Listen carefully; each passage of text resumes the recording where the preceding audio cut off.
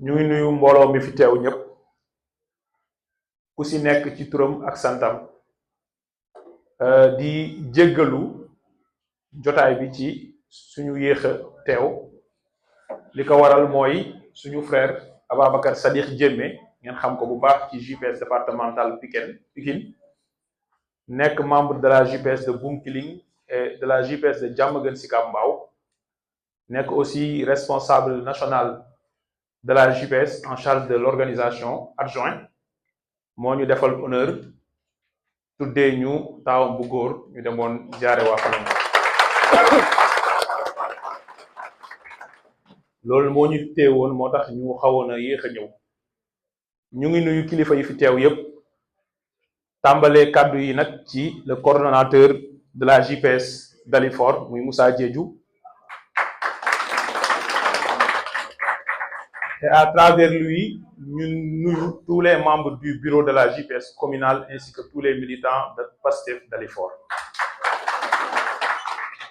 di nuyu Ansou Samb bi nga xam ne mooy modérateur bi nekk boroom xam-xam bu ñu ràññee ci Pastef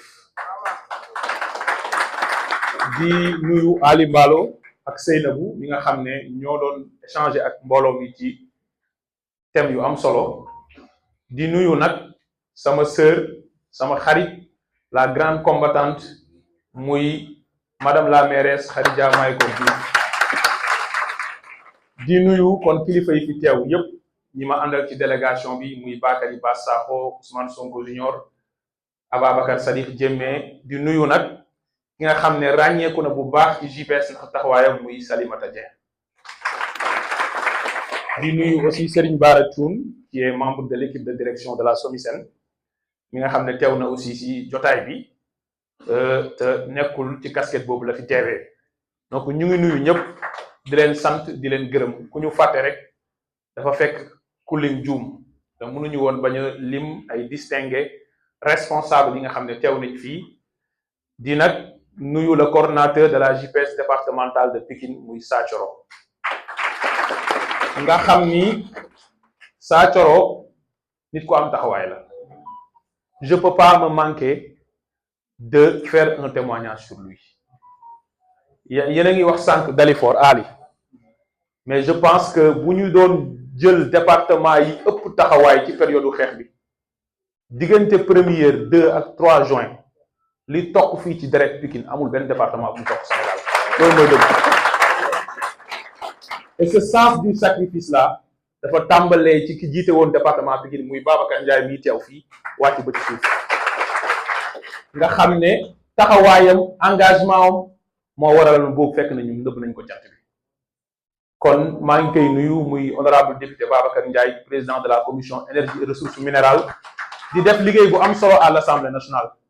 su ma juumul commission mooy première commission en termes de taux d'exécution selon le plan annuel d'activité wala plan de travail annuel bi nga xam ne ñu ngi fixé commission à l'Assemblée nationale et loolu day wane ne jeunesse bi ñu dénk ay responsabilités mun nañu def ay résultats yu am solo donc ñu ngi lay sant di la gërëm di rafetlu sa taxawaay di nuyu képp ku fi teew ci ay ci militant di wax ni nag thème bi thème bu am solo la du devoir militant à la conscience républicaine transformer l'énergie de la jeunesse en force constructive de la nation thème bu am solo la boo xam ne niñ ko formuler dañuy xam ne dafa am lu muy acté mooy dafa am fu ñu jugee am fu ñu war a jëm te foofu ñu jëm aussi il faut que ñu bàyyi xel fu ñu jugee moo waral dañuy tàmbali ci ay considérations préliminaires pour wax ni laaj na ñu taxaw ci lan mooy citoyen ak lan mooy militant parce que jàpp naa ne ñaari baat yooyu ñoo ëpp solo ci thème bi yan personnage wala yan personne lay interpeller bi si jiitu mooy le citoyen citoyenneté nag d'abord elle est passive c'est ce qu'on appelle la citoyenneté civile defuloo benn effort pour juddoo Sénégal par exemple boo judduwee rek ñu bind la nga am kayitu juddu am nga nationalité sénégalaise boo xasee ba am 18 ans mën nga participer à toutes les élections pour tabb fépp foo xam ne dañ fay fal nit au suffrage universel direct lépp loo xamante ne ay droit la yoo xam ne citoyen sénégalais daf ci war a bénéficier, le droit à l'éducation, le droit à la santé, le droit de prétendre à toutes les responsabilités publiques sous réserve de respecter les conditions yi nga xam ne moom la texte de loi yi wax ak yeneen ci ay àq ak ay yelleef loolu am nga ko. Kon ça c'est une citoyenneté civile. Quand je dis qu'elle est passive mooy defuloo benn effort pour nekk citoyen boobu. mu am nag foo xam ne nit dafay naan da koy dépasser mooy nekk bi ma nekk fii ci kaw suuf lan mooy njëriñ bi. Est-ce que dama fi nekk pour lekk naan noflaay xëy jóge fi wala dama war a am lu ma war a contribuer pour sama développement wu communauté, pour améliorer samay conditions de vie wu morom. Engagement boobu nag mooy indi lu ñuy wax le militantisme. moo tax le militantisme mooy le passage de la citoyenneté civile passive à la citoyenneté politique active. mooy nit ki léegi désormais dafa am benn conscience ci ne man de am naa lu ma war a contribuer pour ñoŋal sama dundinu askan. ci loolu nag nit ki su ko neexee mu ne société civile la bokk di am lu bari lu muy yokk réewam. nit ki su ko neexee mu ne man boroom xam-xam laa damay tasaare xam-xam, foofu laay yem. waaye forme d'engagement citoyen bu gën a rëy mooy l'engagement politique. moo waral sànq Ali wax ko Pastef nekkul le premier parti politique au Sénégal. bi ñuy créé Pastef il y avait plus de 200 partis politiques au Sénégal, mais lu ñuy wax la chose politique au Sénégal Pastef moo ko anoblir. Pastef moo sellal lu ñuy defee politique Sénégal. moo tax bu ñu naan Ousmane Sonko mu sell mi parce que moo sellal champ politique sénégalais bi. loolu nag mooy delloo politique ci vocation noble bi mu nekkoon. mooy ñi fi teew ñëpp ñoom ak seen yeneen morom bu ñu xëyee ñu ngi dem jàngi wala ñu ngi dem uti seen liggéey wala ñu ngi dem liggéey ji, waaye ñoom dañu jàpp ne ginnaaw li ñuy uti pour yóbbu ko seen kër dañuy gàll seen loos yeneen responsabilité pour di xool lan lañuy def pour luy ñoŋal gox bi yépp. kon ñu xam ni militantisme loolu la. kon lan moo tax nit di militer? Pourquoi nga décider ne yow librement da nga adhérer ci benn parti politique? bu dul cause bu noble amul beneen sens. bu fekkee da nga dugg ci politique pour jot ci ay responsabilités pour politique publique, profiter des privilèges, jël ay ressources publiques, politique boobu amul benn njëriñ. lan moo tax Pastef mën fi fekk benn champ politique, benn classe politique? ñu déggoon fi ñoo xam ne jàppoon nañ ne politique u Sénégal si ñoom la tàmbalee te si ñoom la yem, parce que xale yi sax seen tur lañ xam ci politique. diw ñu bari ci suñu askan gëmoon ne acteur politique de bu ñëwee di la laaj sa kàddu moom moo war a joxe, bu joxe di am. ñu dem ba acteur politique mën a def levée de fonds, mën a dajale 300 millions yoo xam ne sénégalais yi ñoo ko jox. ñu dem ba acteur politique boobu bu doon nag dafa nekk opposition ñu ne xëy na mënul, yorewul, mu ñëw pouvoir moom ak ñi mu àndal au mois de mars 2024. le président de la République Bassirou Diomaye Faye prêtait serment le 2 avril 2024. ñu dem ba mois d'octobre ou mois de novembre mu woote Dakar Arena ne entrée bi elle est payante, nit ñi mën ko feesal plus de 20 000 places. loolu mooy wane ne dans la tête des Sénégalais Pastef lii la, ñeneen ñi leneen lañ. loolu lu ñu ko may mooy politique bi ñu def dañu ko def ak un engagement sincère, avec un engagement honnête, avec un engagement axé sur les principes et les valeurs. loolu nag suñu ko tàmbalee dañuy wax ni kon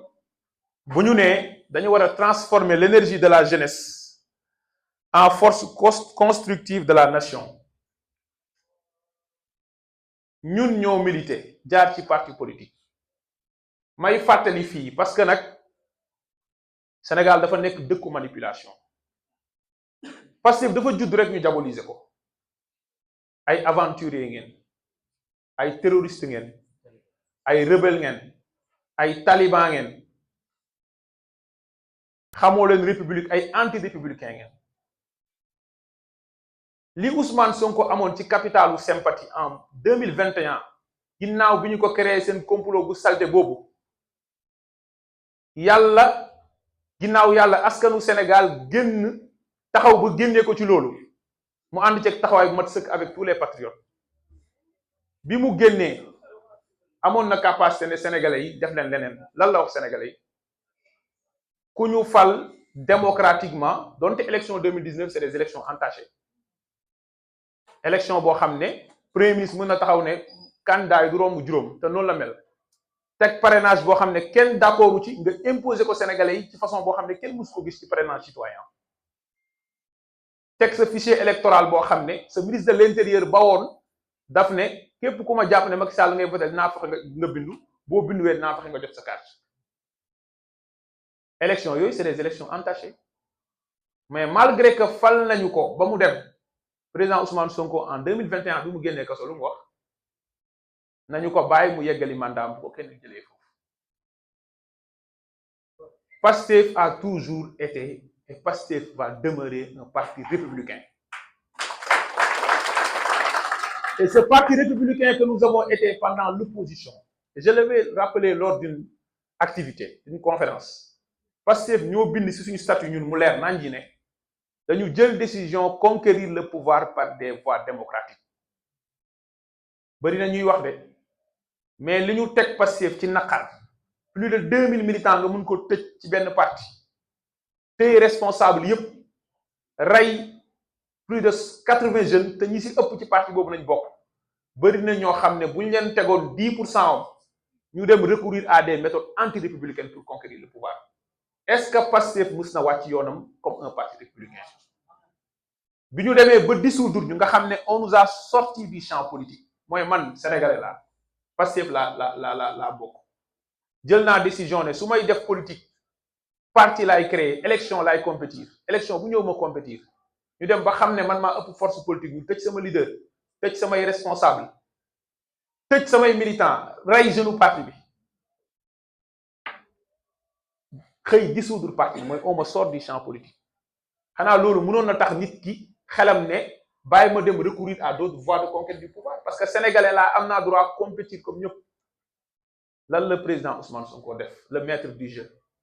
ñu xëy benn vendredi 28 septembre ñu ne am na 5 responsables Pastef yoo xam ne wax nañ leen ni ñoom jëli 5 fiches de parrainage boobu la dribble gars yi mooy il n'a jamais choisi de sortir du cadre républicain mooy lan damay compétir à tout prix pourtant amoon na fi responsable yoo xam ne politique ñoom nañ wax ne ñoom ñoo xam état ñoom ñoo am expérience politique bi ñu leen terewee ñu bokk ay parti historique yoo xam ne def nañ pouvoir 12 ans dañu ne bu nekkul kii keneen du nekk candidat ci parti Pastef est le parti le plus républicain du champ politique sénégalais ça il faut le dire parti boobu du ko nekk nag ci opposition utiliser voie yooyu ba yegsi ci pouvoir ba président de la république waat ci kanamu sénégalais yépp ñu xam ne ñii dañoo jaar fañ war a jaar te ay doomi sénégalais yu diñ ay nit bëgg a continuer 20 mois après l'exercice du pouvoir par Pastef di la gëmloo ne Pastef dafa jug pour souiller wala pour yàq la république loolu mun na jàll dem leen ngeen nelaw yi munoo leen jaxase sénégalais yi ak Pastef dem leen ngeen nelaw yi munoo leen jaxase le président Ousmane Sonko ak sénégalais yi il faut que cela soit très clair parce que munoo tiim nit ñi nii ci ay faits yoo xam ne récemment la xew ci histoire comme ni ma ko démontré nga bëgg a taxaw présenter Pastef comme un parti contre la république bëgg a monter la république contre Pastef ñi koy jéem duñ ci parvenir parce que président de la république nekku ci premier ministre nekku ci gouvernement bi nekku fi militants yi nekkuñ ci amul benn autorité bu ci nekk loolu il faut que mu leer comme une considération préliminaire pour ñu koy fàttali fépp fu ñu jugee kenn mënta tam Pastef li may bañ a tudd il faut que cela soit très clair ci loolu nag suñu yegsee ci pouvoir pourquoi on met l'accent sur la jeunesse dañu nekk ci population boo xam ne 76% de population bi ils ont moins de 35 ans 39% population bi 15 ans la ñu am damay fàttali ne loolu mooy fukki sénégalais yoo jël ñeent ñi fukki at ak juróom la ñu am weesuwuñu ko ñu ne la 51% de population bi 19 ans la ñu am ñaari sénégalais yoo jël kenn ki 19 ans la am kon nous avons une population très jeune muy beneen bi mooy bi ñu tollee ci xeex la jeunesse a payé le plus lourd tribut jigéen ñi mag ñi ñëpp mais comme jeunes yi ñoo ëpp te jeunes yi aussi ñoo am force wu génn di manifester jeunes yi ñoo payé le plus lourd tribut bu ñu amee loolu nag bu ñu yegsee au pouvoir war a transformer dëkk bi kenn waru ci jiitu jeunesse bi loolu nag dafay commencer par ñetti mbir bi ci jiitu mooy la jeunesse comme force de construction, la jeunesse comme force de veille citoyenne et patriotique pour la sauvegarde du projet. Ma tuddee ko rupture. Deuxième bi mooy la jeunesse moteur de changement des mentalités pour une nouvelle conception de la chose publique. Ma tuddee ko civisme. Ñetteel bi mooy la jeunesse acteur clé du changement systémique. Ma tuddee ko le projet. ci loolu nag pourquoi la jeunesse doit être une force de veille mooy dama leen di laaj yéen lan moo waral ñii binduloo population yi ci liste électorale yi di leen wax nañu déglu campagne électorale pendant 21 jours ñi ñi di wër di leen tànqal ci réew mi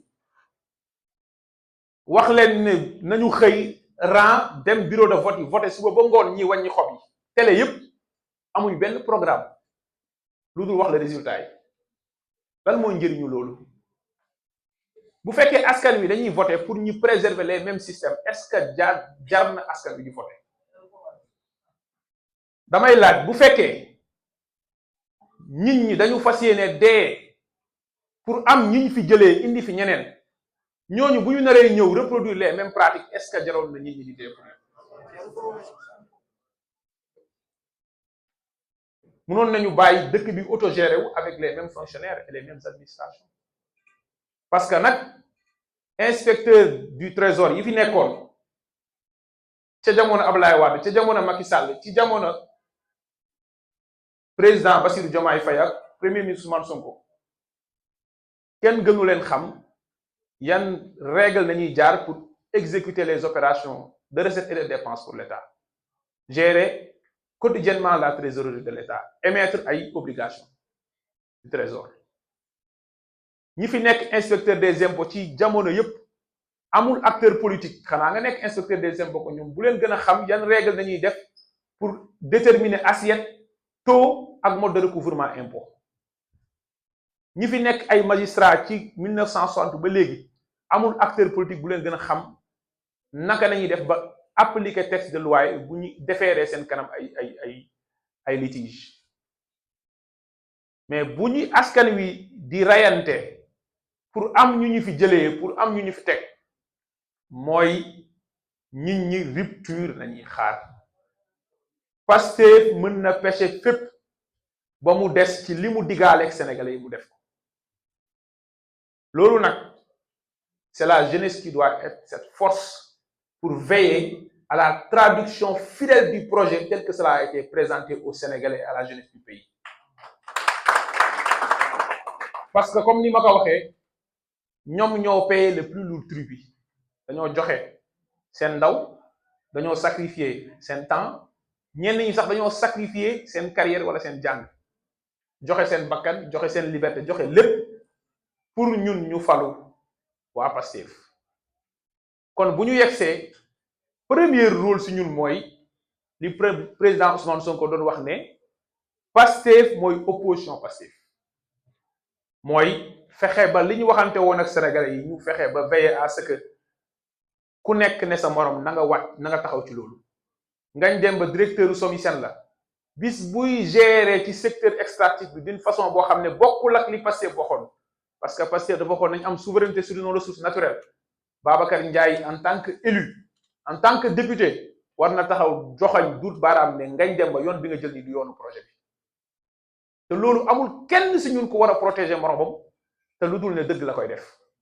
donte nag am na loo xam ne ñun ñoo ko war a waxtaanee harmoniser balaa ñuy génn ci biti am loo xam ne waxu biir la am loo xam ne waxu biti la waaye li askan wi moom askan weeka moom loolu lu am solo la pour ñu koy xam kon cette veille patriotique doit demeurer, elle doit être entière. Xam nga lu tax waxoon naa ko Kër Massar il y a quelques mois fii ak quelques mois bu ñu demee jàkkaarloo waat ak sénégalais ci élection locale wala fii ak ñaar ba ñetti année bu ñu demee jàkkaarloo ak sénégalais élection présidentielle ñun ñooy rendre compte ñun les acteurs politiques parce que ñun nañu fal ñun ñoo recevoir un mandat. maanaam ñu dénk ñu nañu dañ leen a yónni te da ngeen ñëw rendre compte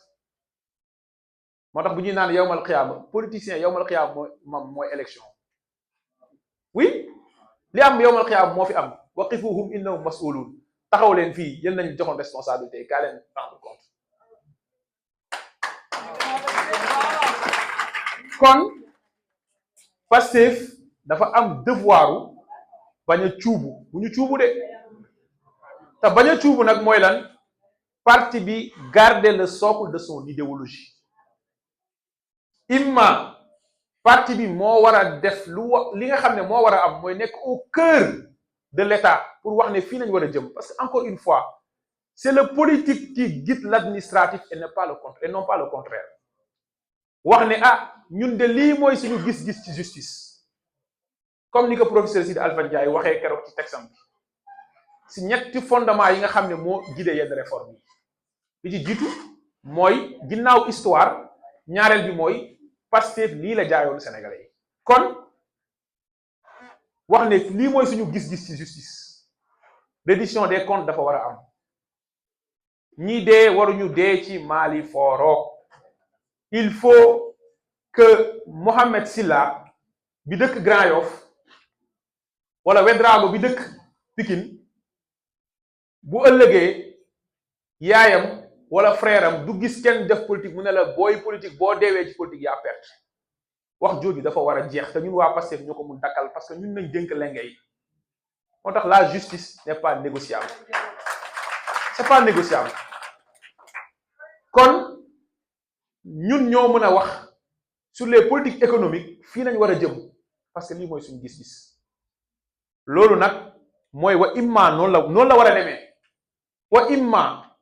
lépp loo xamante ne bokkul ak li Pastef woote woon Pastef dina wax ne lii bokkul ak li ma woote woon parce que nag sénégalais yi dañu wóolu dénk ñu te ñu war a nag inaugurer une nouvelle ère de faire de la politique mooy politique boo xam ne nekk ci pouvoir du la teree wax dëgg moo war le premier ministre Ousmane Sonko ne man Ousmane Sonko poste premier ministre tënkuma c'est important loolu nag mooy lu bees lu ñu war a indiwaat ci politique kon bi jiitu ci lan lañ war a def pour transformer la force de cette jeunesse en force de construction nationale mooy li fi nekkoon baaxul dañoo war a tabax munoo tabax lu bees ak ay ouvrier yi tabaxoon lu màbboon te baaxul munoo def cuisine bu bees avec de la vieille marmite munoo jël ay recettes yu yàgg bëgg ko appliquer ba pare ne da nga bëgg ay résultats yu bees munul nekk kon bu ñu nee dañ bëgg a tabax nation bi la force de cette jeunesse là doit être d'abord un levier ou un facteur buy tax ñu mën a nag ne lii nañ waxante woon wala lii ngeen waxante woon ak ñun na ngeen fexe ba nekk ci loolu mooy li jiitu ñaareel bi mooy cette jeunesse dafa war a nekk un moteur de changement des mentalités pour une nouvelle conception de faire de la politique fi ne damay taxaw ci lu am solo On est combien de militants à Pastef? On est des dizaines de milliers au moins. ñun ñii ñëpp bi ñuy engagé wu ci politique ñu bëri ci ñun seeni famille wala seeni mbokk d'accord wuñ ci woon parce que sénégalais yi liñ gisee woon politique la. président Ousmane Sonko wax na ko bi ko ñoom Matar Sène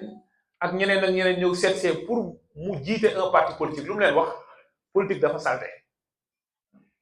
kon loolu mooy réflexe naturel bu bépp sénégalais boo xam ne am nga valeur. bi ñu demee ba teg Pastef fitna bi ñu ko teg mu leer la ni yow mi bokk Pastef bracelet sax boo ko takkee mun nañ laa tëj ci kaso bi te kaso mooy li gën a néew lu la ci mën fekk. boo doon liggéey sa liggéey mën nga koo ñàkk boo dee cadre doo am benn promotion te mën ngaa ñàkk sax sa liggéey. ñun ñëpp on a vécu ay pression sociale yu jugee fépp dëgg la wala dëgg. waaw ñu yor ay responsabilité publique tey ma leen di laaj ñu toog fii sama côté continuer woo leen di subir la même pression sociale. oui am na ñoo xam dañu jàpp ne soxla yëpp yaa ko war a faj. il faut dire non, il faut refuser. xam nga lu tax dama dem dinañ ma baal ma trahir secret bi dama ànd ak Jean-Michel Sène sama frère d'ailleurs waroon na ñëw fii mais dafa am empêchement ñu nekk seen kër añ ba pare ñu dugg si néeg yaayam di waxtaan ak moom mu wax ñu am solo mu ne ñu gis ngeen politiciens yi ñu fi tëj dañ bokk ci département Mbour bii nii nekk côté bi wala ñi leen di topp ci ay dossiers judiciaires ñi daan topp seen ginnaaw ñi leen di jox xaalis ñooñu tey ñooy wër naan ñoom ay sàcc nañ te xaalis boobu ñu doon sàcc ñoom lañ ko doon jox. kon cette pression sociale boo xam ne parfois elle est négative am ñu jàpp ne ressources publiques dañ ko war a jël séddoo koog nit ñi waa Pastef dañu war a dire non pour inaugurer encore une fois une nouvelle façon de faire de la politique. moo tax ma wax ne jeunesse bi nag ñooy war a nekk force wala moteur pour changer encore une fois les mentalités. mooy li président Ousmane Sonko di wax ne ku bëgg a nekk milliardaire demal nga entreprendre bu dee doonoo xaalis bi mais mënuloo ko amee en étant DG en étant ministre en étant premier ministre en étant député en étant président de la République ou président d'institution. loolu il faut que mu leer et loolu nag ñun jeunesse bi nekk ci Pastef ñi am poste comme ñu amul poste ñoo war a inciter responsable yi am ay mandat public. quand je dis mandat waxuma mandat électif lépp loo xam ne responsabilité publique la ci ñu tegu ci loolu pas ñi nekk source de pression wala moyen de pression seen kaw li may wax leer na nañ ñi ta xamante nañ bu baax ci biir kon loolu dañ ci war a góorgóorlu bu baax a baax pour changer les mentalités. ki ñuy juger te mu nekk autorité investi d'une mission publique nañu ko juger en fonction des résultats yi mu war a def ci li ñu ko dénk. nañu ko apprécier en fonction de est-ce que militantisme bi mu amoon sur le terrain est-ce que dafa am poste rek bàyyi parti bi ak base bi mais bu ko kenn juger en fonction de est-ce que poche am a ngi dem ci biir kër yi waaw wala déet donte dafa war a contribuer ci parti bi moo waral ñu dagg ko 10%. donte dafa war a contribuer ci base bi te ñu bëri koy def te dañu war a continuer di ko def donte lu mu am kas ñëw daf ko war a bokk ak doomu aadama yi. waaye nañu moytu tegaate pression ba ay nit mën na leen pousser ci ñu jël lu ñu moomut wala même bu ñu ko jëlut aussi ñu ngi indiwaat façon boo xamante ne bokkul ak loolu. et je me rappelle le président Ousmane Sonko amoon na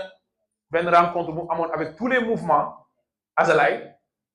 au lendemain des élections législatives waxoon na ko ne am na ñoo xam ne suñu leen dégluwee ba topp leen ci li ñu bëgg dinañ def même chose que ñi fi nekkoon mooy dajale xaalis. sàcc ko pour tuuraat ko askan bi ñi ko defoon def nañu ko te élection ba mu ñëwee dañ leen a yëkkati ba ci kaw dóor ci suuf ndulli leen loolu taxul sénégalais yi maintenir ñu au pouvoir lii tax ñu maintenir ñu au pouvoir mooy li ñu waxanteeg sénégalais yi ñu nekk ci seen soxla subaak ngoon guddeeg bëccëg loolu mooy ñaareel bi mooy wax vecteur pour changement des mentalités. ñetteel bi mooy jeunesse bi nag mu nekk acteur clé de cette transformation nationale te loolu nag mooy une jeunesse proactive une jeunesse boo xam ne waruloo xaar encore une fois lan la état bi war a def pour yow donte dafa war état bi mu dégager la ay voies ay opportunités parce que loolu moo tax du état waaye lu la war sa digganteeg sa askan da nga ko war a def directement te loolu lu am solo la li ci mujj